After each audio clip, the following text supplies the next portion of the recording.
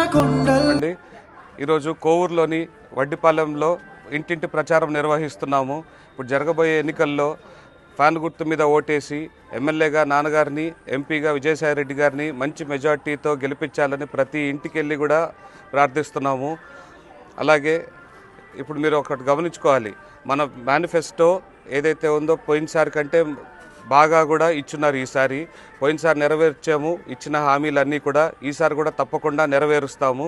అలాగే సీఎం గారు నెరవేర్చగలిగే హామీలు మాత్రమే చెప్తారు, అబద్ధాలు ఇలాంటి ఏం చెప్పరు ఆయన ఎప్పుడు కూడా. అదే ఇప్పుడు తెలుగుదేశం వాళ్ళు చూస్తే సూపర్ 6 అని ఒకటి రిలీజ్ చేశారు. ఎలక్షన్లు మొదలు కాగానే ఒకటి అవ్వకముందు ఒకటి రిలీజ్ చేశారు. ఇప్పుడు వచ్చేసి పెన్షన్ 4,000 అని చెప్పి దాన్ని ఇప్పుడు లాస్ట్ పేజీకి తీసుకెళ్ళిపోయారు.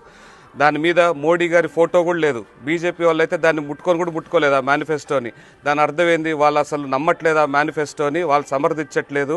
ఆ మేనిఫెస్టో అసాధ్యమైన మేనిఫెస్టో, దాన్ని ఇంప్లిమెంట్ చేయడం ఇంపాసిబుల్. దాన్ని అది కొంతమంది పెద్దలు కూడా చెప్పున్నారు, అలాంటి మేనిఫెస్టో కనుక ఇంప్లిమెంట్ చేస్తే 6 monthsలో స్టేట్ కొలాప్స్ అయిపోతుంది అని చెప్పి. సో ఈ తప్పుడు ప్రచారాలన్నీ కూడా ఎవరు నమ్మకండి. అందరూ కూడా జగన్మోహన్ రెడ్డి గారిని ఆశీర్వదించండి.